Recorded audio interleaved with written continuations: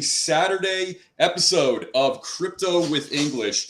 The theme of today's episode is going to be creativity. Now, creativity is like a portal that has many paths emanating from it. So as much as the path goes forward, information and data comes back towards the portal as well. So I'd like to warmly introduce to you all Andrea Zsapka. She is the dancing economist and founder at the Global Empowerment Hub.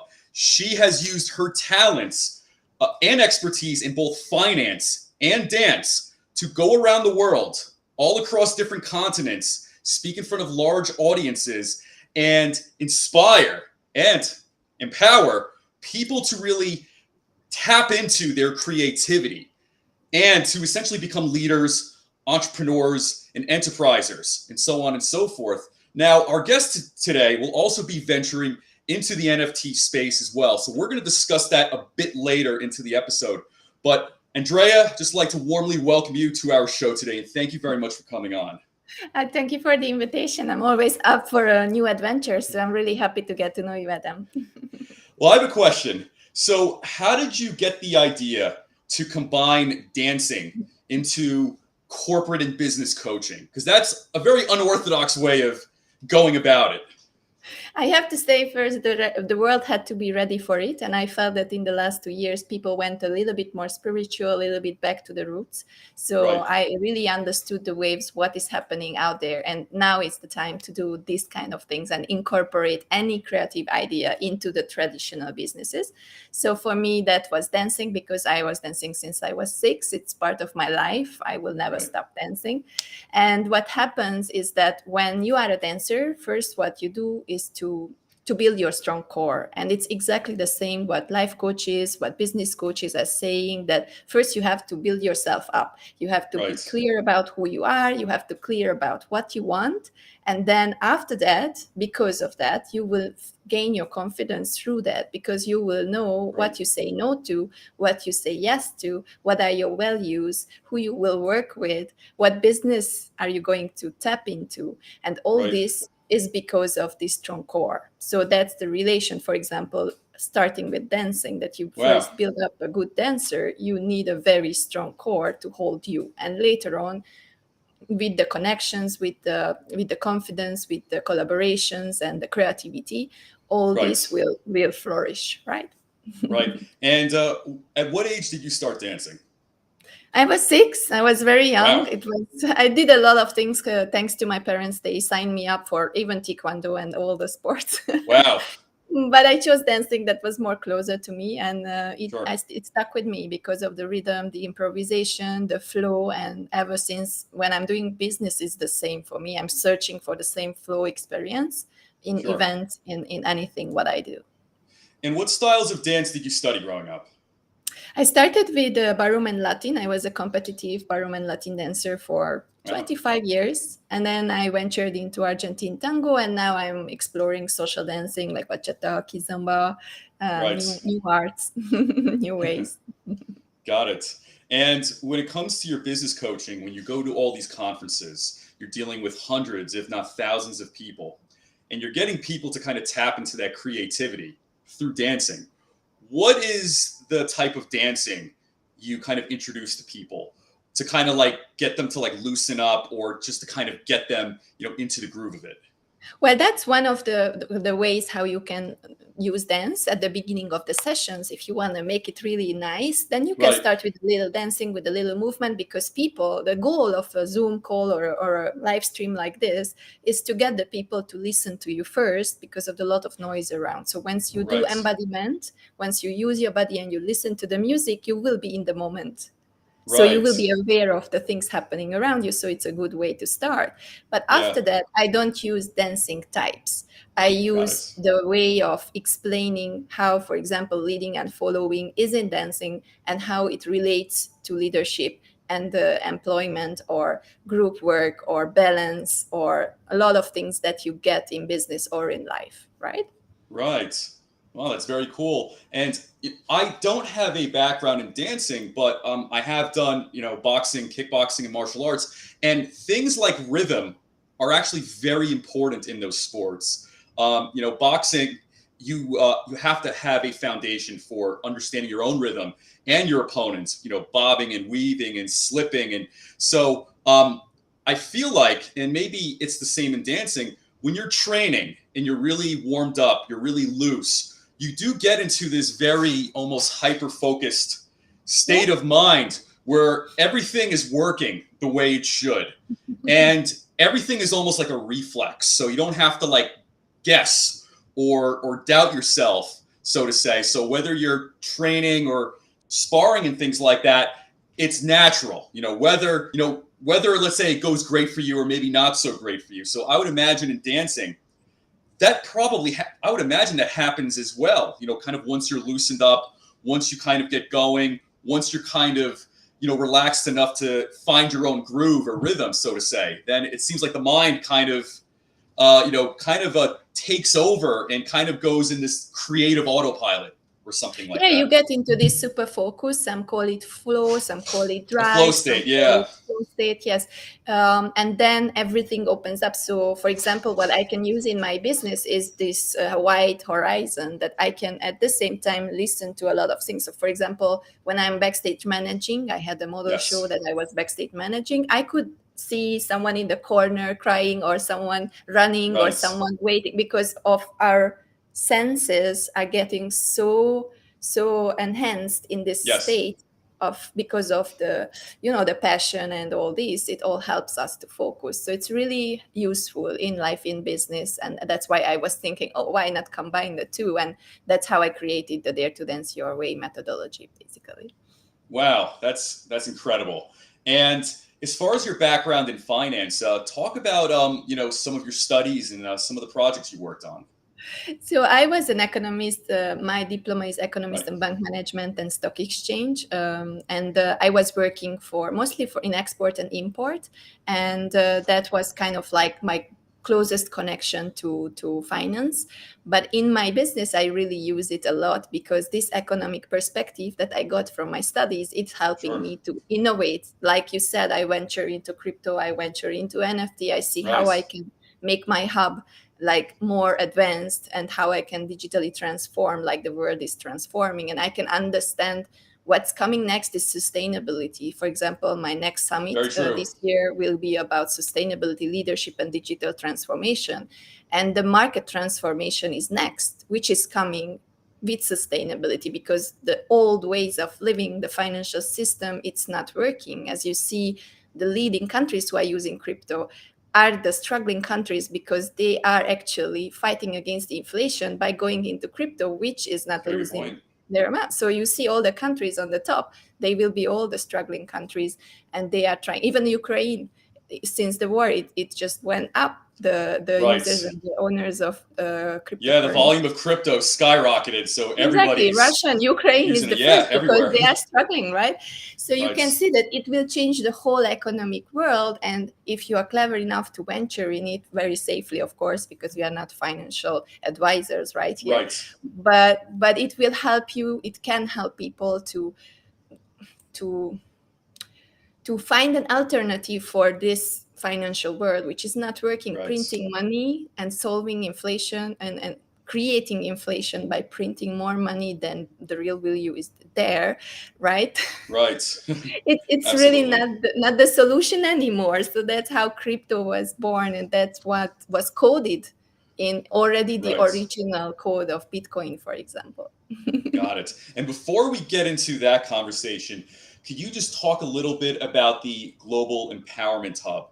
And because, part of my curiosity is this, your background in dance, especially in doing the tango. Now, like I said, I don't have a background in dance, but I have done the tango before, and I've had to, I've taken lessons and stuff before. So it is a very, very, you could say, intense and intimate type of dance. And by the way, you have to be very confident, and I think being confident also helps you relax and stay loose, so talk about how you've brought some of those, I guess you could say, those traits about yourself into this. Because like if you see tango on the stage, the man and the woman or otherwise, it's a very, very intense, confident, in your face, but also, very fascinating type of dance, to say the least, So yes. Please talk a little bit about that. So yeah, Yeah. that's very important in dancing. So if you see the fire and the emotions in tango, right, that's Right. exactly the thing that is born by this passion, that the two person is collaborating together, and it creates an independent union, and it makes the person stronger when they are working together, both of their advantage, the two strong cores, and Right. then they are going up in an upward circle together to make this happen. So I was Right. thinking, right, let's create a hub which is using the same energies, bringing change makers together, and when they meet, they are aligned because they are working on making the world a better place. Right. Then when you put these forces on a platform and you teach them how to accelerate, how to multiply their impact, then basically by this airport that I create, they can work together with bigger forces to make things happen. Right. And by studying dance, what do you learn about yourself in the process, especially given how long and the intensity of your practice and study has been all these years? It was really, it's an exploration of yourself, but I have Yeah. to say it's more of a skill booster. For me personally, you get to know yourself, of course, you know your fears, you start to be more confident because you are dancing in front of people. I remember I was a very shy kid. I didn't do it. My Really? father was sending me to, all right, ask this person what's the time, and I was crying for half an Oh, hour, and I didn't want to go when I was 11, right? I was right. very, very shy. But because of dancing, because of the stage experience, because of the lot of learnings, I came through on a different way, and I learned to deal with my anxiety or Sure. my introvert side. Wow. So it seems like, at least through dance, kind of unlocking different parts of your body, uh, kind of also loosens up your feelings, your personality, your emotions. So it kind of makes it more relaxed and fluid, and kind of dynamic, so it can expand. So whether it's confidence or anything else. Yeah, it's mainly because of the force that is coming through the passion, and you can Right. express this and people feel this, because when you speak on Zoom, it's really hard, for example, to get the people be motivated and all this, but once you Right. bring this forward, it's really, really nice, and then people feel that energy and they go with you. Okay. Absolutely. That's awesome. So going forward, and I guess before we deep dive into our conversation into macro and microeconomics, and a deep dive of sorts into NFTs, that is going to be the roadmap for today. So you can see what's going on in Web3. You can see what's going on with different blockchain platforms coming out, and their respective dApps as well. That this is becoming a lightning rod for creativity from people from all different types of industries, even unrelated to tech. So whether it's our guest today, Andrea, or many others, in my experience so far, a lot of people who have ventured into this Web3 space come from completely different backgrounds. So listen, Andrea, I was just giving a monologue and an overview of today's episode in your very, very brief intermission there. But getting into the bigger conversation, especially with your background in economics, talk about, from like a macroeconomic or a microeconomic point of view, what the hell is going on in the world today, and how can we start getting out of this? Yeah, basically what's happening in the world today is what we were mentioning but very shortly before, Right. is that the current systems are not working. So what people started to do, crypto is not new, right? For many, many years, That's people right. were already, the cryptographers were already experimenting with crypto, and they started to create something, but they couldn't solve the problem of double payment. So it's kind of like there was something in the system which was not working. And then Right. Satoshi came and he solved the problem. By decentralized mean, he created something where it has been already solved the problem and the double payments couldn't happen anymore. And he created a super system which is kind That's of a good way like of putting it. giving the Yeah. authority to the people, and there is no one managing it. It's already there. There will be only 20 million bitcoins issued, and 90 million is already out, so 2 Right. million left in the next 100 years. So it's very, very set. And this system cannot be corrupted for now by outside parties.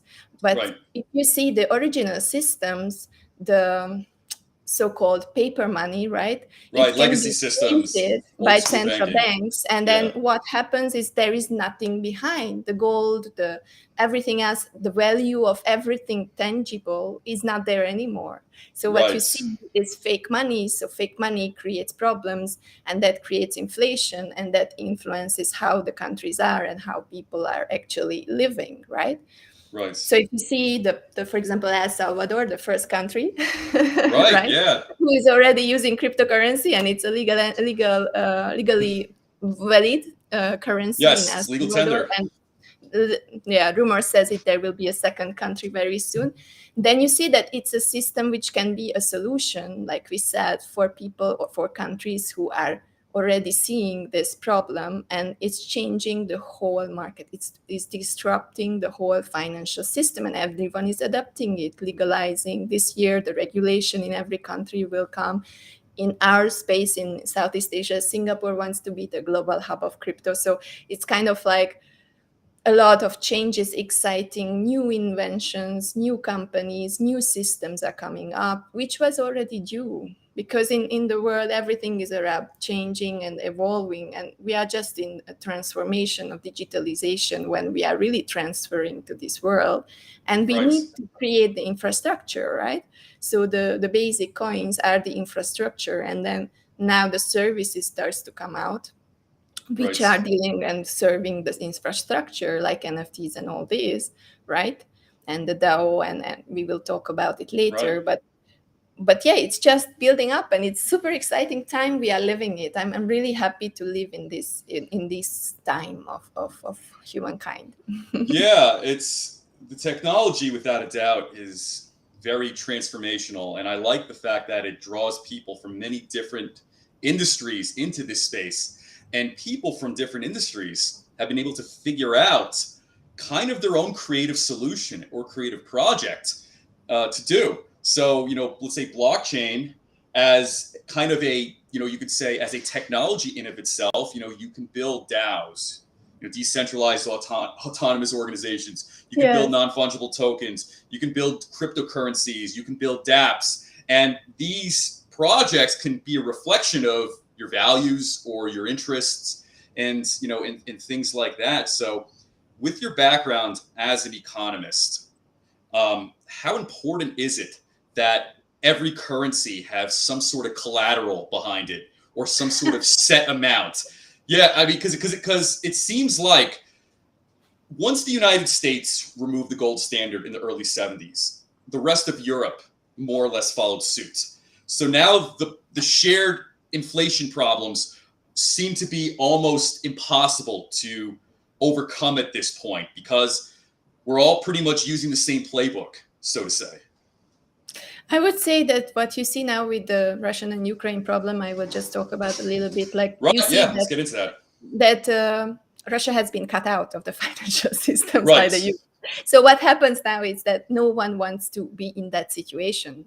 So the solution will be going into crypto and having this set up, because then they cannot be threatened by another country and cut out of a system when you have problems, right?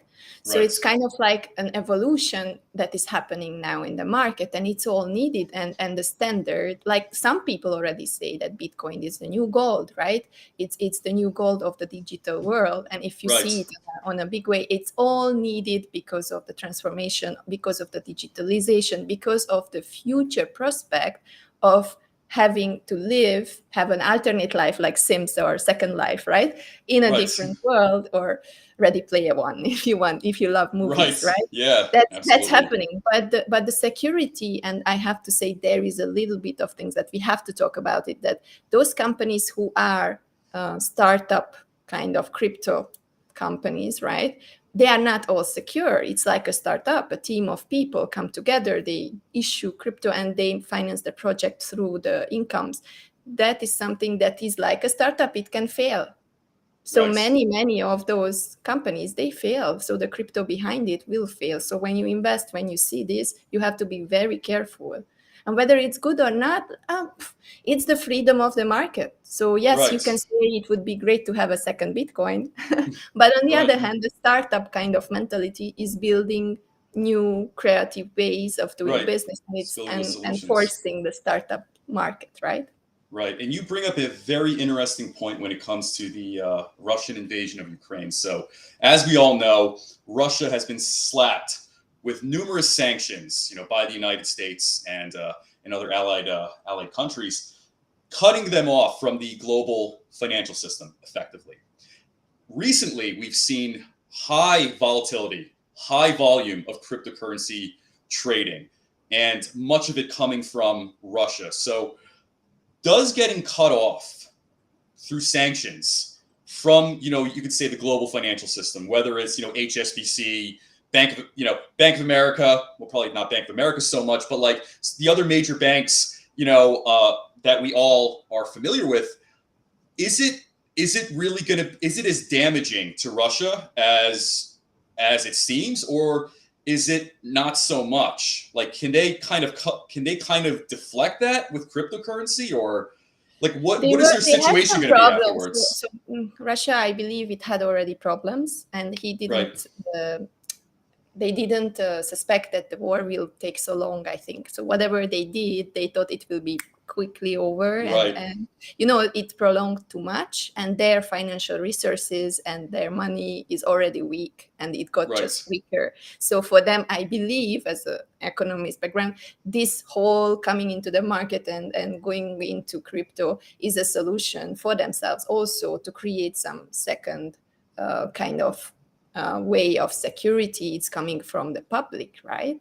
right, It's the people of the countries. They want to have their own money. They want to have their own right, security because their money is going down. So they want something that is not losing the value. It's kind of like the security, money under the pillow kind of thing, right? right. Absolutely. And as far as Ukraine, do you think Ukraine will be the first European country to adopt cryptocurrency as legal tender? Let's say if if the war is resolved and essentially Russia, they have to take their chess pieces back home. Ukraine has to now rebuild. Do you think they may be the first European country to adopt this technology as legal tender, bitcoins Well, and well, well. others? I am not like someone with a crystal ball, but I think there will be a lot of countries now adopting it because they saw this example that this can happen. So I believe, as you see, Ukraine is leading the chart of cryptocurrency Right, they proportion are. per population. So it's kind of like now on the top of the list. So you can see that every country who will be in that problems or have some problems, they will turn to cryptocurrency. That will enforce legislation and that will enforce all the changes coming up. So I cannot say, but yeah, a lot of countries will follow and more regulation will come for sure.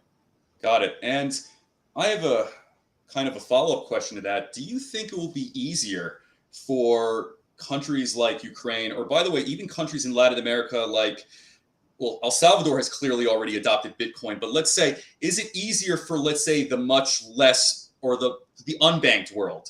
And I don't mean in an absolute sense, but isn't it kind of easier for developing countries to perhaps implement blockchain and Well, yes. cryptocurrency into If their you think about versus, let's say, the Africa, US? yeah, exactly. If you think about Africa, a lot of Right, things are happening there. A lot of right, sources are threatening people's money. They can take it over. There's no regulation. It's really volatile. It's even if you get to put it in the bank, you don't know whether you get it. So this kind of direct one wallet transaction thing, right, it's kind of like helping the situation, right? Because no one can take away your money. So all these right, countries, they will be better off, or the people of the country at least will be better off. So in a way, it turned around if you realize that the people start to adapt first, and then after the country and the leaders have to right, adapt and regulate because of the pressure coming from the people. And that's the beautiful thing in all these currencies coming up. Yeah. right. And I have a little story for you. So one of my guests who came onto the show, she's Ukrainian, and even 2 years back, high amounts of cryptocurrency usage was coming out of Ukraine. So when I had her on the show, I asked her, why is Ukraine and Ukrainian tech startups and people. Why are they already using cryptocurrency so much already? I said this is very good actually. It kind of puts you ahead of the curve. So why is that? And she explained historically, people in Ukraine and other regions nearby historically just don't trust banks. So a lot of times, like whether there was different wars and whatnot, when people wanted to go to the bank and get their money, the banks said no, can't give you your money. So she told me when people first started familiarizing themselves with cryptocurrency, it really took off easily, and it seemed like it immediately made sense to people, which I think is great. And if you look at what's going on, let's say here in the US and Western Europe, although you could say the banking system has a lot of conveniences, a lot of tools, and a lot of comforts, so to say, but you can also see how it's very inflexible and very vulnerable to outside events such as like what's going on. So it seems like the biggest resistance for, let's say, Western countries, whether it's like more Western countries, like, whether it's in Europe or in the United States, to adapt, big banks will be in the way of that, without a doubt. And if you're El Salvador, or even if you're Ukraine, like, I think they're in a position to better adapt to those changing times, so to say. That's what it seems like to me. Like, I just want to tell you something, because Sure. Come to this stream, I was opening one of my AAA, and they are having the cryptocurrency data for all the countries and who is adopting it and the percentage of population. And I would just tell you, like, who are the countries there. Leading is Ukraine, right? This is 2021. Then right. And it's changing very, like, 120% per year. So it's kind of like already changed. But Ukraine is first, then you have Russia, then Venezuela, then you have Kenya. Okay, then you have USA. And then after South Africa, Nigeria, Colombia, then Southeast Asia, right? Then Brazil. And the first European country is United Kingdom. I think we know why. Right. And then in the list comes France. So it's kind of like very interesting to see this list and to think about it, what's happening in the world and who are those countries, right? Right, absolutely. And you're based out of Kuala Lumpur, Malaysia. And over the past year and a half, Malaysia has been in the spotlight as far as these changing times with Web3 and blockchain, and you could say inspiring or supporting different projects. So you live in a very, very interesting part of the world at this time, where it seems like where you are in Kuala Lumpur, it may follow in suit of the Singapores of the world or the Dubais of the world. But yeah, if you want to talk about the current tech ecosystem in Malaysia right now, that would be awesome. So I would say that Malaysia is a player, but it's not the biggest player. I would say Singapore wants to be the global hub, so it's definitely something to look at. And I want to talk a little bit about why it's coming here and why is it so popular, and in the meaning of Southeast Asia together. Because the leading countries are the Philippines, Vietnam, Indonesia. So as you see, these are the lowest earning countries. The people, the salaries are the lowest, right? When you look at these countries. So what happened is they started to adapt to cryptos and all this world through gaming, because there were already click farms there before, all the click farms behind Facebook and all these other companies that we don't mention. So they already have these click farms where people are in the background in front of computers. And with the gaming opportunity, or with Axie Infinity, with all these things that they, after just playing and buying games, after just coming and buying things in the game and now earning money in the game, right? It became their alternate earning opportunity, especially during the COVID time. So what happened? Those people normally in a year, imagine they earn 400 to 500 per month. They earn $400 to $500 US. That's their normal. No, this is normal salary for a person in the Philippines, for example, right? Got it. That's a salary. In the US, that wouldn't be much, right? So $400 to $500 USD per month. And with gaming, they enter into the gaming, they can earn $1,000 US. They can double their salary per month by sitting in front of the computer, by going into Axie Infinity. That's pretty good. tokens and then getting tokens and changing it to money, right? So the Right. president of Philippines already started to talk about it, that, oh, we have to tax it. We have to do Oh, something because yeah. people are earning more money with it. So it's kind of like that's the way, that's the thing behind, which was actually bringing all these new things, and now they forming communities called guilds, and they are teaching people to be Right. professional gamers. This And play that's and earn phenomenon. Yeah. exactly. So that's when it's coming into picture. And if you imagine the world, like metaverse is coming on, right? You have Right. all the skins, you have all those things that you can buy, like properties, or hang a virtual paint in your wall, which is an NFT, right? Right. That is what is coming next. That people will live their life in a second world, and all these gamers are just the drivers now for these forces to come. So I believe Southeast Asia is coming from that angle, Right. and then later, because of that, they are developing faster, right?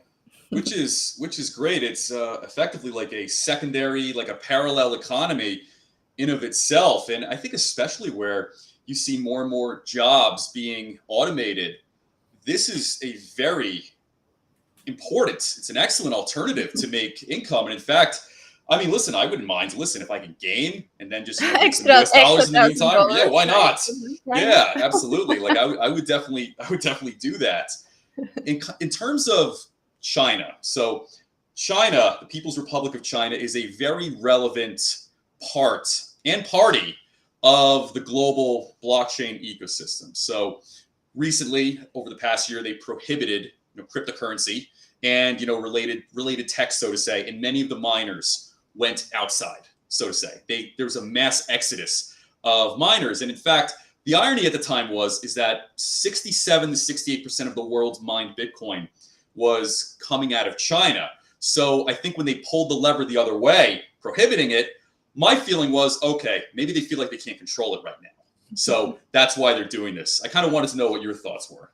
For me, China is a very special place. Some people don't like it, some people like it. For me, it's a culture with thousands of years of Right, history, with a 5,000 plus very years. special way of leading the. We got so much from China, to be honest, Absolutely. from Yeah. in Oh, Europe, yeah. right?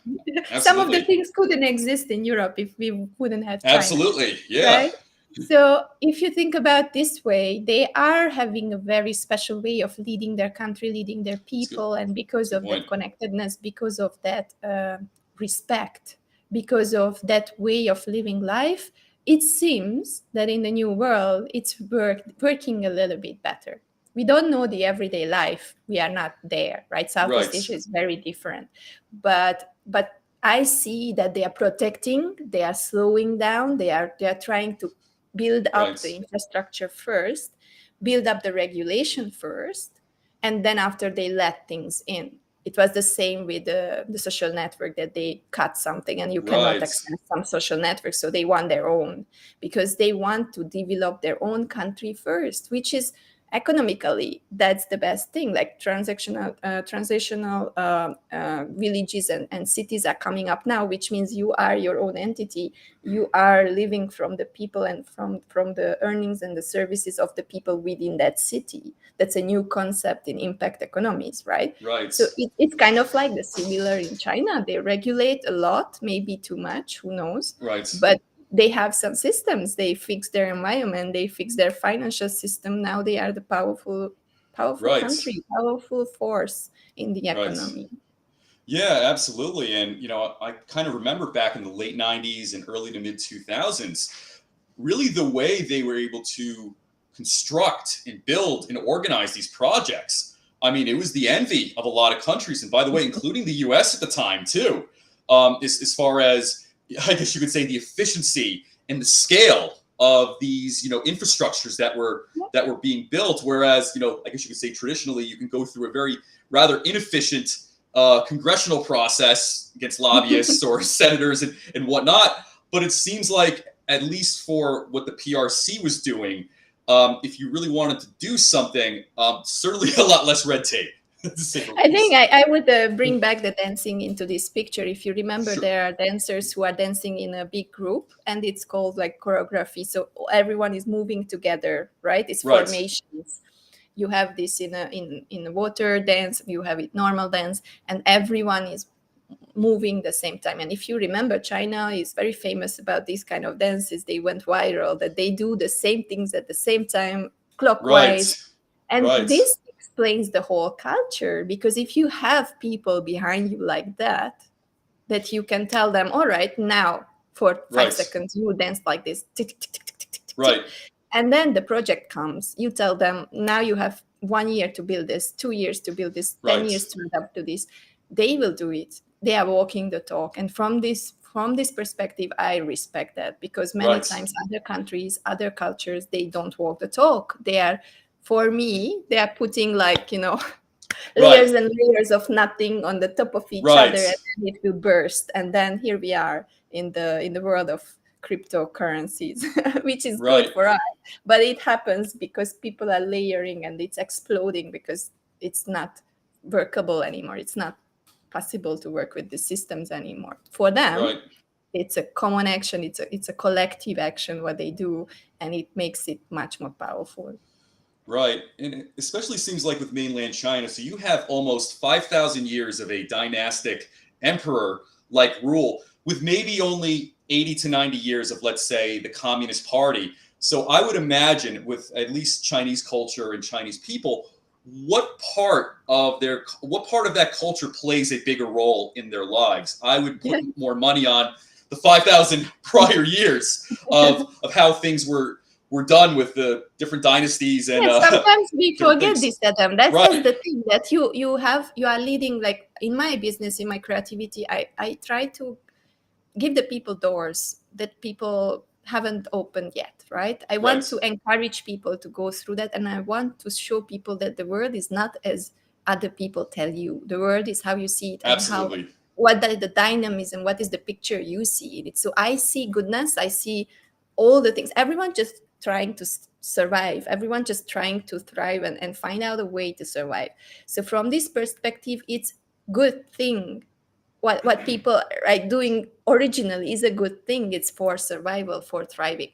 But then comes the how you say that, the short-sighted kind of things of power, Right. masculinity, all these years. Even women, when they will go into business, they have to become masculine, right, because of the forces. But feminine forces, you have, Adam, feminine inside you, feminine part, which is more caring, which is more Sure. thinking through, which is more supportive. And now what I feel in the world, luckily, this is changing. The world wants change, like New Zealand president woman, right? Right. So the world is starting to accept that the feminine energy is a good thing. So now what have to happen is that we have to accept that everyone has Sure. it. Men, Sure. women. It's not about the wrong narrative of empowerment. Why I created my hub at the end, right? Right. Because the narrative went wrong. Right. The narrative of empowerment went wrong. It's for everyone. So now you see it in the crypto world, you see it in the economical system, now you see it in the changing of women leadership, right? You see Right. it in other like LGBTQ, like all those different kind of entities who haven't had the word before. Now they have a say. Now the DOA is, everything is about DAO. Sorry, it's Right. all about the people having right to vote, the people having right to finance, the people having right to use the network to send money anywhere in the world. It's all about giving back. Right. Absolutely. And going off the point about dancing, I would imagine finding the right rhythm, whether you're dancing by yourself or dancing with your partner, that's it's a process of balance, so to Yes. say. And so whether it's in sports or, by the way, whether it's in our everyday lives, there's been a lot of imbalance for a very, very long time with culture, values, and you could say materialism. There's too much on the outside focus, maybe not enough inside, it Oh seems. yeah, oh yeah. It's especially with the social media. I have to say Right. that Well, you never know who you meet and what is behind. You see a beautiful picture, someone sitting on the clouds talking down to Right. people, and then you at the end you talk to, and I was like, what? who, Right. who, and what did you do, and where are you? And I don't see you walking the talk because you Right. can create bubbles like this, right? It's like a huge bubble of Yeah. imaginary things, and you because the social media is not tracked, it's not proven, it's not something that you can see in the reality what someone Right. looks like for all this, right? Right. You will never know, and this created a fake Right. It's camouflage for the a world. facade. Right? I like to think of social media as kind of like one big costume party, so to say. Whether it was Oh like those old 17 or 1800 masquerades where everybody just kind of wore like the simple yeah, mask covering their eyes exactly. or nose, or even if it's a modern uh, costume party at maybe it's at some club or some very high end place or whatnot. Everybody wearing their different costumes. I think it definitely reflects what that person's values or interests are, but you never really know who's beneath that mask, so to say. Right, exactly, and I always like to mention the young generation, the new generation coming up who are super good on internet, but Right. they are very insecure in real life. So what Yes. happens is that they are very, very confident in online when they go online. But once you Right. meet them and you want to talk to them, I work with Oh, yeah. universities. They just cannot express themselves. They don't know about respect. They don't know about the dynamism in a conversation. They don't know how to read people. They don't Right. know how to see the body language. So methodologies and dancing and all this helps you to even online. I Very can good point. read you, Yeah. right? I can see you, but they cannot. They don't know because they never met with this. We are a generation, I believe, who has Right. this responsibility to teach this to the next generation, that there is value in real connections, in in-person connections. Because if we don't do that, the metaverse can turn around and it can be something very bad. Because then imagine those images, right? Everyone Right. sitting in a dark room playing on a game and the robots are doing real life, right? So it's Right. kind of like, well, we have to be very careful from today on because it can go very wrong or it can go very good. Absolutely. But we need to help the next generations to navigate. So in some ways, like people are kind of living like splintered parallel versions of themselves, especially more of the new generation, because kind of like you said, some of these influencers, they may seem very confident, very self-assured when they put out a video, whether it's on TikTok or Instagram or whatever else, and then probably in person, no eye contact, probably full of nerves, staring at their shoes, and just kind of very Yeah. almost beside themselves in some instances. And And it's very dangerous. The suicide rates went up like right, crazy, and the right, anxiety is a major problem. It's a major problem today in the whole world. So I believe this is something that we have to be very careful of. And sometimes big companies, tech companies, whatever is happening, they don't care about this part. So sorry to say this. There's no education which is transferring people. That's what one of my thing also at the hub. I want to educate people how right, to transform into digital on a healthy way without hurting yourself or without getting just into this very small bubble and not being afraid of going out again, right? Or right. being afraid of meeting people again, or being afraid of human conversations. It's an amazing thing happening, Adam. I'm really, really, I think it's the biggest thing happening to humankind. And there are a lot of opportunities, but there are also a lot of threats. If we are not Yeah, transparent, if we don't share knowledge and awareness, then it can go to a wrong place, to right, somewhere not so nice. right. And by the way, I agree, and especially I think when it comes to kids, I think especially parents, they have a responsibility in this as well. And by the way, I'm a parent. I have a 4-year-old son, so I think as parents and just as a society, we can't allow kids to get their sense of self-worth from whatever's on social media. So whatever version of themselves they're projecting, because the fact of the matter is that it's very vulnerable to getting knocked down, so to say. So if Well, you they get comments, right, and that's you what I mean. cannot delete the comments. Right. They will see that before you delete. So Yeah, because I guess my point is that I think their sense of confidence or identity, it's inextricably linked in many ways with what they put out. So if somebody writes a very nasty comment, somebody starts trolling, I think the brain is receiving that as some sort of like direct emotional Yes. attack, so to say. So keeping that in mind, I think especially as parents, there has to be some value teaching and some moderation, with this as well. So I'm 37, so cyberbullying didn't so much exist when I was growing up or when I was in high school and college. A lot of that was kind of when Facebook first came around, and a lot of people were still using AOL Instant Messenger, if you remember that. So at the time, there wasn't a whole lot of that per se. I'm sure it existed, but like back then, people will still get into fistfights with each other. Yeah, So normal bullying, like in real life bullying was happening. right, so like real life was just kind of around the corner anyway.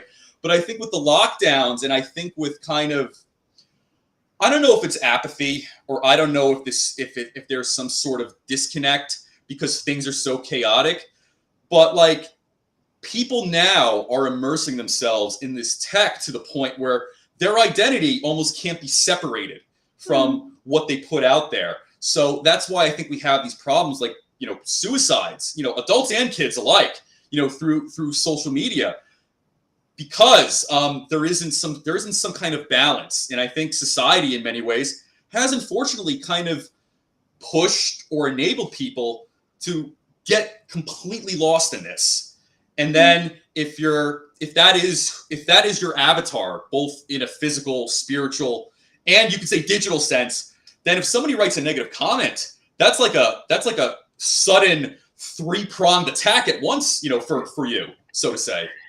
Yeah, I would say, yeah, I think this is one thing happening, but we can really deep dive back to the beginning of times and coming back to art and Sure. dance and all these things, what we have. Like, if you think back on humankind, when we were in the caves and we were spending time together, it was more about spirituality. It was more about Oh yeah, togetherness, holding hands, dancing around the fire, getting the music, absolutely. getting into trance. In Storytelling, some, dancing, yeah, like yeah, all if you that think stuff. Yeah. about Rumi or the Darvis, the dancers, right?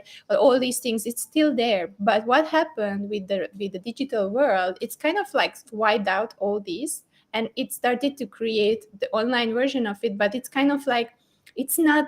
It's still evolving. It's not something Right. very concrete. It's not something that is there yet. So people don't have something to hold to. So what I can see Right. from my perspective, there's a new religion kind of thing coming up, which will replace the old religions, but or the old patterns and all the things that how you say that different things that traditions, right? Right. It will be Traditions. Yeah. replaced with something new, but it wasn't born yet.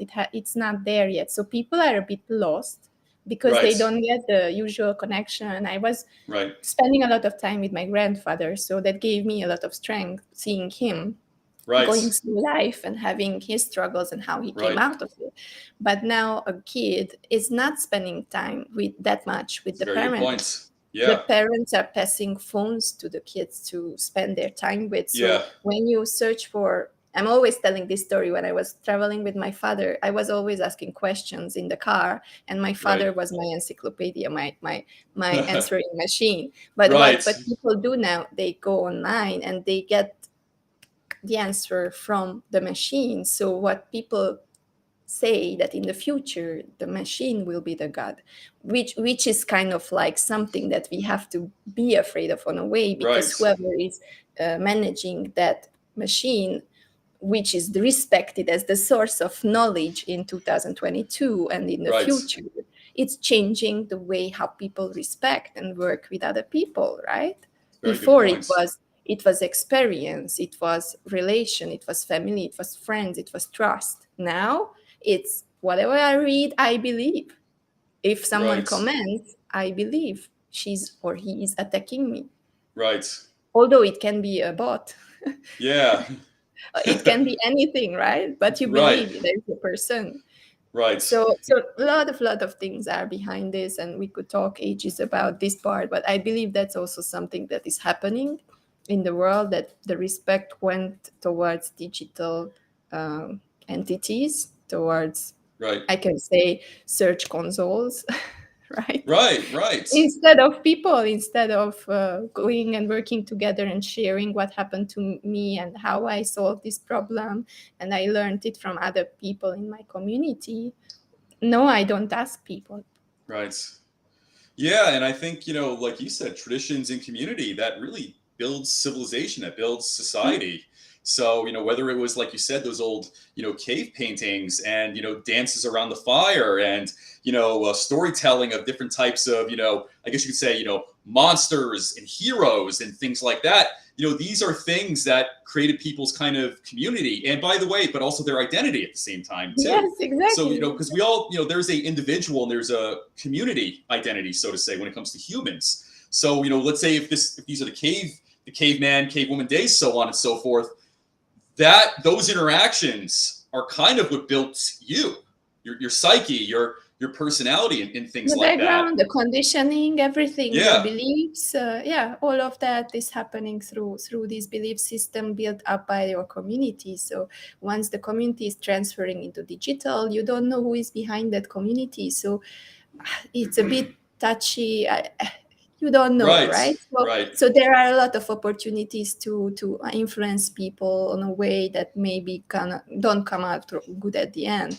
But I right, trust people. I trust humanity still. So I feel that at the end there will be good things coming out, like right, crowdfunding, fundraising. right. Though there are a lot of opportunities now. Yeah, NGOs are accepting cryptocurrencies, so a lot of things are happening in this world, and a lot of adoption has to be done. But I really hope that humankind goes for that caring feminine energy now, right, either men or women, and then we right. start to see that we have to act and walk the talk, because it's all past. Like environment, we ruined it. Oh yeah, Southeast Asia doesn't have a forest anymore. Don't come to check rainforest. In Malaysia, they cut almost all of it. So right, it's kind of like we don't feel with nature like we felt before. right. We That's a very good care. point. Yeah, it's the dancing that these things what we were talking about was bringing us closer to nature, to see what's happening, and that's how we are. If we don't have nature, we don't have humankind. So it's kind of like there is no question here Yeah, what to choose, right? But the noise is right, so big that people are in the mini survival mode, struggling with their own problems, with a lot of right. noise, consumerism, and they don't have time to be aware of what's happening outside. Right. Well, that's beautifully said. And in fact, I watch some of these shows on Netflix or on other platforms like that, and I look at those, the barbarians, the ones that used to fight ancient Rome, about like 2,000 years ago and stuff. Like, I look at the barbarians, and I'm like a little envious of them, to be honest. Like they're outside. They're always having a fire. They're always eating. They're always celebrating, and it seems like people were very straightforward too. Well, yes, like I like you. I interactions, don't. right? Yeah, between like those, you could say like barbarian tribes, like everything was kind of on the board, so to say. So like I kind of look at those times, and you look at how connected people were. It was it seemed great, and if you look at nowadays, by the way, whether it's our meat or the fish we eat or anything else, like for instance, like the fish that we consume have tons of plastic particles from like And from like metals. plastic waste and metals, and these are things that we're putting into our body. So we're digesting, you could say, the same waste that we've originally discarded. But anyway, For me, at this point, Adam, I have always the same question: like, what happens? Who will survive if someone is switching off the internet button? Who will survive? Ooh, that's a Right? good point. Yeah, if one Only day the those internet, people in the rainforest, those yeah, those tribes who know which plant is good for what, who know how to create food, who know how to self-sustain, right, those people will who survive. They can are live off the strong land? enough. Yeah, Their body is strong. Their health is strong. They are not taking so much their immune medicine like system is we strong because do. they're always outside. Yeah, that is a very, very good point. That might make for a good follow-up episode. I may have to take you up on that. Who Yeah, will I'm ready survive for if it. the internet is gone? But moving forward, so tell me, what direction are you moving towards in NFTs and DAO? So, in our previous conversation, you told me a few little tidbits, and I know some aspects may or may not still be in stealth mode. So, without giving too much on my side, tell me where you are in the process right now. Because, by the way, I look at your you could say your avatar, your theme, kind of the face or the mask you wear, the dancing economist. That seems like a great collection as an NFT to put out on OpenSea or one of these platforms like the Dancing Economist, and different colors, different backgrounds, different styles of dance, different outfits. Like there's so much you can go with that, and it's a very positive, you could say, avatar for your values and things you believe, and how dance kind of unlocks that in people. So anyway, tell me, where are you in that process? So I believe that my dancing background is bringing me closer to art, and because I'm close to art, I believe that artists have now a chance to help people to navigate in today's world, because we are more empathetic. We see the big picture. Our art is always expressing Right. emotions, passions. We are grounded. We are closer to the reality. We are very hardly manipulated because we have our own values and the imagination and view of the world. So what I see in the world, and in the NFT world especially, that artists are starting to take it over, and Right. especially digital art is starting to be the main thing that is traded. So OpenSea, there is always this platform, the biggest platform, and people are putting up everything. And even if you cannot survive in a real environment with your art, on the NFT platforms, on these markets, you can survive and you can become a millionaire, right? Even Right. if you're an artist, which was before kind of like impossible, because Right. your art depends on people helping you, Depends sponsors on a or lot of stuff. curators, or a lot of Right. work put in it, right? But now Right. what I see and where I'm heading is that you can use NFTs and different DAOs and all these crowdfunding idea, right? Right. To create income for artists so that they can be free, because all what we want, artists and change makers, is to let go of all these business things. Although I'm an economist, right? But my Right. main thing is I want to be in a flow. I want to create. I want to be Right. with people. I want to help people, encourage people, and support people, and empower them by my art. So if I solve my financial situation, then I be free to do that. And for us, NFTs and cryptos and all this new way of lives is a solution for that. So once you go and create something, now the musicians are going there. I heard Right. fashion is picking up. So in the new metaverse, you have all those skins and everything, and everything behind, and big brands are investing already to be there when the virtual reality is coming. So Right. it brings up a lot of opportunity, and that's what I'm doing. I would like to get a social aspect for all these cryptocurrencies and all the DAOs and all the NFTs, that people use it for social causes, people use it for something good, Right. and not just the financial means behind it, but Right. to give back in a real influential, impactful way. And also, on my side, I would like to, with my hub, I would like to also represent underserved people who cannot get into this environment, who are not educated about this. But through my Right. education, through the community, we can give them the opportunity to earn money, just like the gamers and the guilds, right? It's exactly the same thing, that you give the opportunity, the technology, and they just give you their art, and you give them back money, which, very importantly, doesn't go to other entities. There's no someone in between who may Right. take the money. It goes world by world, from person to person. So your sponsorship, but very many people are afraid to give donations, Yeah, I was just gonna say, because yeah. the money is not going there where it should be, or it's used before it's given. So Right. now, no more like this. It's possible straight away to the person. Right. There's such rampant charity fraud, and I think we've all Yes. seen this for over 20 years.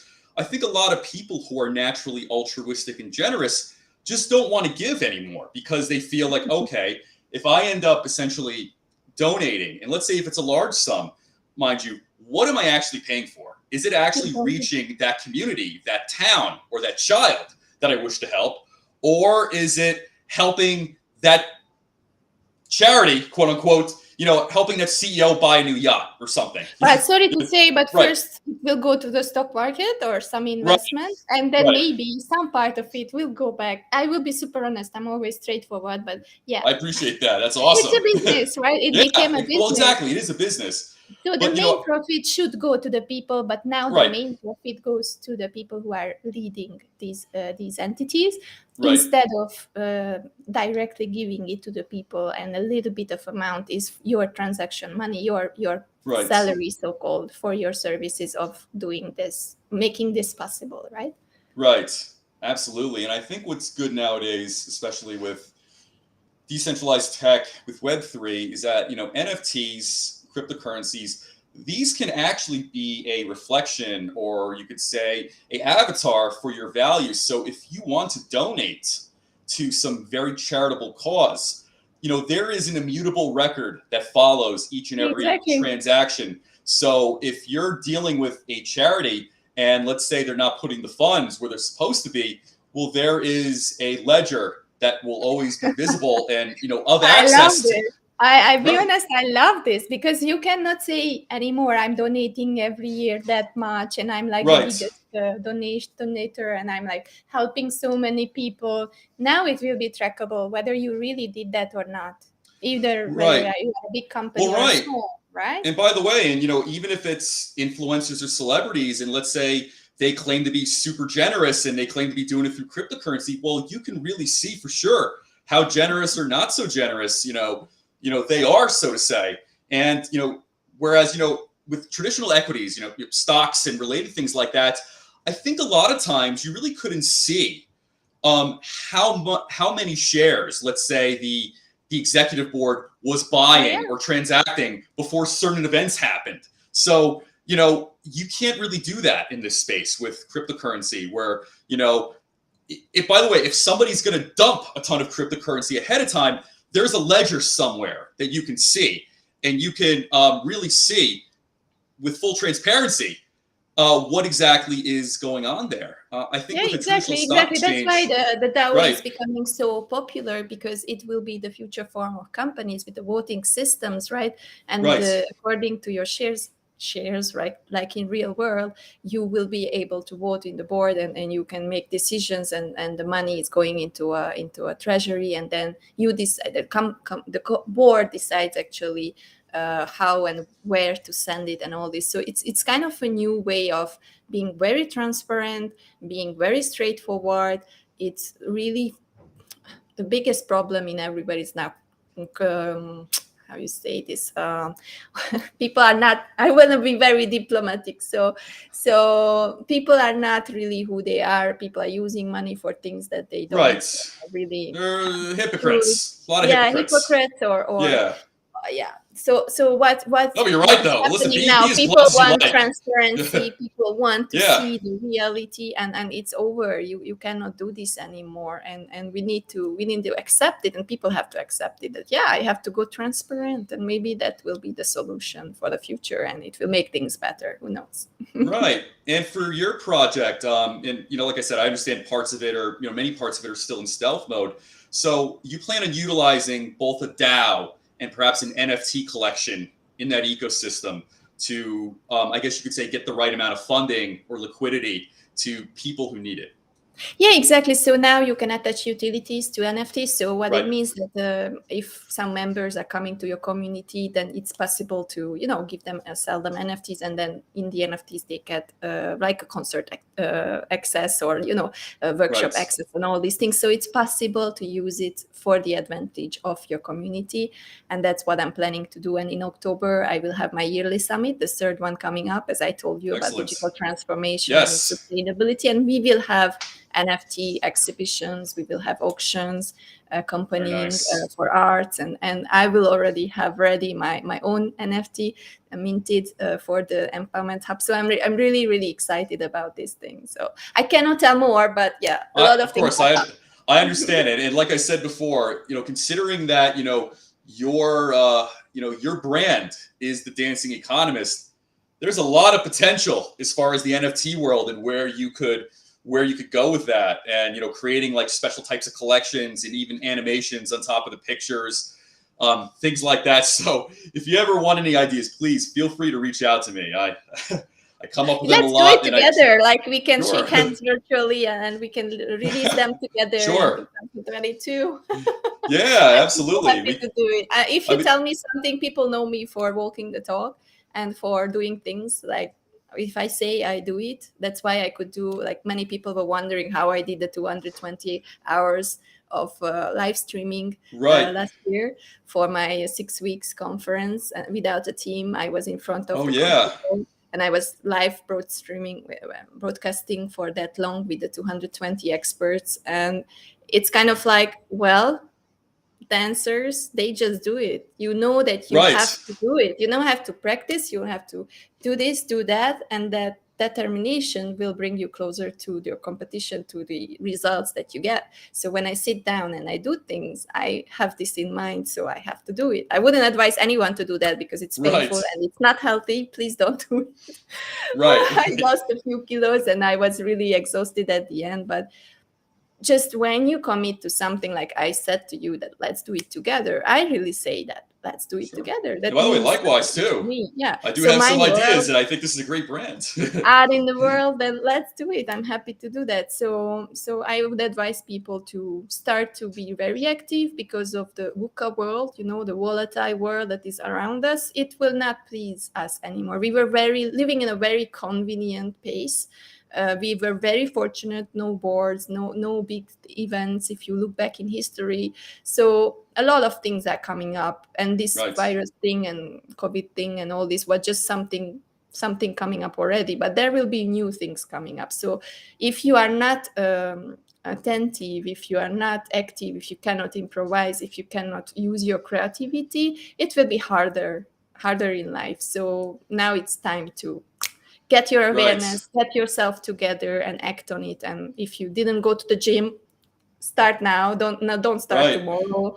If you haven't started eating healthy, start today, not tomorrow. If you haven't started to learn about cryptocurrency or digital right, world, start it today, not tomorrow, right? right. And you know what I would tell anybody if they're going to start and do something, don't underestimate the value of micro habits either. I feel like when it comes to, let's say, working out, and some people, they make a goal, like a New Year's goal, I'm going to get back into the Oh gym, yeah. and then they're good about it for 2 to 3 weeks, and then it stops. I think some of the problem is that I think when people go about it, they treat it like as some sort of big event they kind of have to hype themselves up to. And for me, I am a certified personal trainer. This is not per se conversation from clients or something like that, but from people who've just casually asked me for advice. Listen, you don't have to do something crazy. You don't have to be on a treadmill for 45 minutes. You don't have to do boxing for 20 minutes. Listen, fire out 10 push-ups right next to your desk. Like it is incredible the cumulative, you could say, combined effect. If you're somebody who, let's say, even if you do 50 push-ups a day, in sets of 10 of each, but you do that every single day, the results would impress you. Oh well, yeah, Whereas yeah. people think they like, okay, I need to go to the gym 3 days a week, it needs to be an hour and a half, I need to do all this crazy stuff. And I think what happens is people psych themselves out. Yeah, So you like, research, you plan, and do everything. right, You have the whole plan running, and then you, at the last minute, you are changing. Oh no, I should change to something else. It's right, like the diets and all these well, yo-yo exactly. effects, and And I think it's black and white thinking, because then some people think, well, if I don't do that intense workout, then I'm not going to do any workout whatsoever. Like, no, don't look at it like that. Like, you can do some sit-ups right next to your desk right now. You can do some push-ups right next to your desk right now. You could do burpees in your bedroom or something like that. And even if it's minimal, even if it's minuscule, even if you're bad at it, you're going to still feel better versus not doing it. exactly, yeah, exactly, and it's re-energizing you back. And I Yeah, always say that in the world, we are humans. We don't have an unlimited life. So a lot right. of people are telling these things, but I would come from another angle, right? I love life. I love every You and me single day. both. I Yeah, love people. I love this energy. I love the sky. I love the smell of the sea. Everything, right? So right. if you have this kind of love for life, and you know that it's ending sometimes, right?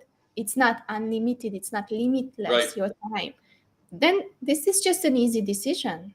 I choose my fears, my Right. excuses, or I enjoy life, and I get to enjoy it longer. If I take care of Absolutely. myself, if I have my chill, my workout, my healthy lifestyle, my Right. business, Right. whatever, partnership, collaboration, it's just Sure. helping you to enjoy it in a different way, right? I agree. And I think, kind of from what you're saying, let's say if there's individuals who are pushing off those goals, maybe some of the problem is that they assume they have a lot of time. And in Yes, fact, we everyone we don't. assumes, yeah. You assume you have a lot of time. And I made sure to get out of that habit, a few years ago. So if I can do something and do something now, even if it's not the perfect version of it in my head, just do it anyway. Just do Yeah, it. exactly. Anything can happen. Like my father Right. used to say, a plant from a higher floor can just end up on your head, and you are not Right. there anymore. Or in Asia, it's coconuts, right? It's Right. just landing on your head. So you never know what's happening the next day. So this all kind of Just do awareness, it. and do it now, do it today, just do it from Nike. Like all these things are around helping people to live an aware life. That's it. Nothing else. It's a decision to live life as it is every single day and make it better how you can, and what is in your own power to do so. And that's the Right. only thing what we do as humans, like doing our best. Right. And I have to say, I think what you're doing and, the projects that you will soon be revealing, I think you're a great example of how essentially great physical health and staying active unlocks creativity because the science backs it up. Having a high level of activity, having a good health, having a good healthy lifestyle, it essentially unlocks and catalyzes more of the necessary chemicals for us to really function, throughout the day as well. So that means, let's say if you're training, you're working out, and maybe you're doing a dance routine with some cardio and whatnot, on average, you could probably come up with 3 more ideas versus, let's 10, say, a 10 or competitor. 15 more. Right. Yeah. All right. So I'm being modest here, but you can essentially come up, let's say, 3 to 15 more ideas versus, let's say, somebody who's essentially inactive and they're, kind of procrastinating and they're indecisive. Like, well, I'm not going to go for that run today because I didn't have my coffee this morning. So I think I'm just going to, I don't know, they're just going to hang out here. But Yeah, I mean, you yeah. see, like We from just have almost like to a read. mathematical point of view, you can Exactly. generate more of that over time versus somebody who's inactive. And let's say they're a competitor of yours in this space. Exactly. Just read a lot of about the big people, role models that you follow. Most of them wake up at 5 a.m. They start Oh with the yeah, workout, and they do a lot of things with body because, yeah, unless you are having some great illness or whatever, normally we are capable of things that the humankind haven't even explored, oh right? So absolutely, if you think about it, that then your brain, your body is capable of so many things that we are right. not using our capabilities. It's really, really limited part what we use. So the more time you use for, think about the monks, the more time Oh you yeah, use on yourself to get to know your body, how it works, the more time you have to explore and use those skills more that you explore, that you find through this exploration, right? right. You're absolutely right about that. And I think maybe one of the unfortunate realities of the world is I think many in life go through life without ever seeing or knowing their true potential, and in fact, never really knowing who they are. So like you said, just get up and do it. And how kind of a lot of these great inspirational people. By the way, I have a wall mural of Arnold Schwarzenegger behind me. But like for Ah, yeah, example, my favorite. right? Yeah, I have the book. exactly. So yeah, so like for him, he was that individual who had those very good habits where regardless of how he felt or even regardless of what people said about him, he went out, he trained, he ate healthy, he did what he could to prepare himself for the next step. Whether it was, let's say, a great workout or a not so great workout, do it anyway, because at the end of the day you're still taking more data and input, so you can at least figure out how to do these things better, better the next time, so to say. So for me, if just to even kind of stir up my curiosity, I want to see how far I can go in this vessel that is me. That's what I want to see. And I think you follow that as well. How far can we go? How far can we push ourselves? And what can we really do by doing these small steps, along the way? Exactly. And one last point, one last learning, Yes. if you allow me, it's about the motivation, because I'm in the coaching business and I see the trends. I see it's $1 billion business. There are big motivational names. I will not mention them, but they Right. give motivation, right? They give motivation, and the motivation is short term. It And my is. You problem can't go is, off that. it's a drop feeding. You are hyping up people. You get hyped for 30 seconds or 1 hour or a weekend, and you go home to your own environment and you get back to your life after this is wearing off. Right. What dancers and sportsmen have inside, and what makes you Oh, I also see what you're different saying. as a Yeah. trainer, right? We have the endurance. We think on long term. We don't have motivation. We have a drive. We have Right. something that is bringing us closer to our goals, years by years and years, and it's Right. innovating and it's evolving. But people who are selling these services as coaches today, they are working on a short term. They want to hype up people. They want to get the Get the money, money, and then and then they go down. Same like consumerism, they go down, and then you need them again. It's something that you get hooked on. It's you become dependent on these little injections from those people who are motivating yeah, I you see. time to Yeah, time. I know. That's a very, very good point. And I'll tell you this: I don't rely on motivation, and in fact, I think most of the time, even when I exercise or go about and do things, I don't feel amazing, but I don't feel terrible either. But it's natural. So if I have to do something, I do it. So to say. And I think the problem is if you wait for motivation, you might go weeks without feeling good to do it. Exactly. So then what? Exactly. We also Yeah. don't misunderstand us, guys who are listening, Right. right? Exactly. Karishma, Monisha, Nicole, hi. So it's kind of like, not that we are perfect, not that we are, just because of the sport background and because of the determination and the discipline and the things that we learned in our past. It's giving us a better, stronger background in life, in business, in everywhere, because we don't think long term. We don't need these injections. We don't need these little triggers, because Right. we have our own trigger. We know ourselves better, and we have our own struggles. Sometimes I spend time on the sofa Sure. watching, Sure. binge watching Network series, Oh yeah, I hear doing you. something that I shouldn't, right? Hey, we all have Let's shit be days. honest, Trust me. right? Yeah. But it's okay. But the Right. difference between us and other people is that we do it for very short term, and straight after a little chill, you go back up and you go higher. So our circle of growth is an upward circle. It's not stays on the same level. Sure. We never stay on that sofa forever, being convenient and doing it all the time. We do Right. it once and then we learn, okay, next time I will do differently, next time I do differently, and you go upwards. So in the coaching industry, in the crypto industry, in all the life in business, it's all about this. If you learn, if you grow, the only thing that you have to be careful of is that you don't stay on the same level, Very, but very good every points. time you are evolving and you are going upward, so that at the end you end up with something good. You will never be perfect. Don't Right. strive for perfection, thrive for better, getting better and better. Yeah.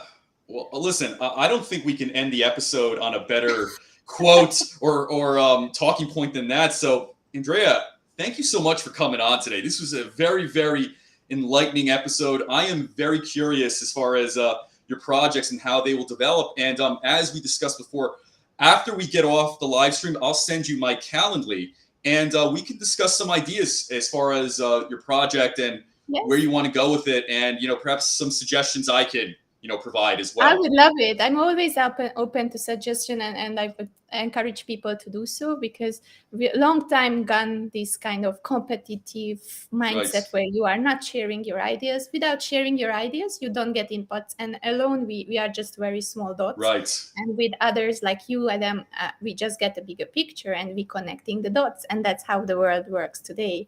So I'm really happy to connect with you and to work on this further. And if anyone who is listening would like to come join the Absolutely. hub, You just have to search for globalempowermenthub.com.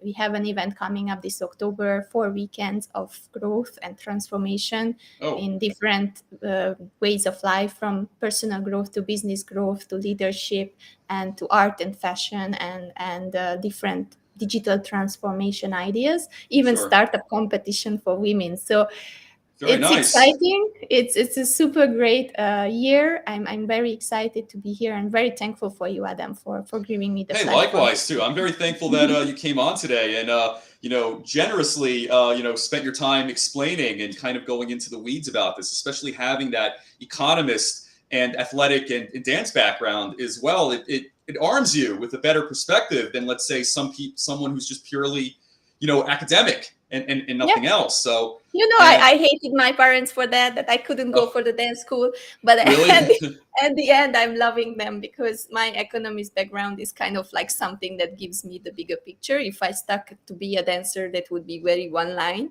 way of life, but this is really expanding my view. Right. Well, I think we should definitely talk more, on that as well. I could even tell you kind of my sports journey growing up. It was very, very unorthodox to say the least. But yeah. But listen, Andrea, thank you so much. I'll get you my Calendly tonight, and we'll connect at some point next week, and we'll discuss your project and how we can really get the ball rolling and get it some solid momentum. Because I always believe this: the tide raises all ships. So, to be honest, it's way more advantageous to listen, learn, and collaborate and help than to kind of just do this on your own or treat everybody as hostile, so to say. Exactly. Yeah, I believe in working smarter, not harder. So let's do that, Adam. Let's do that then. All right, Andrea, thank you so much. Enjoy your day, and talk to you later this week. Yes, guys, don't forget, dare to dance your way. That's right. Dare to dance your way. Oh, I should probably start doing the tango again or something. Give me ideas. Yes, let's do it. Absolutely. That's your commitment from today. That's my commitment, right? Indeed. All right, we'll take care then. Bye. Bye.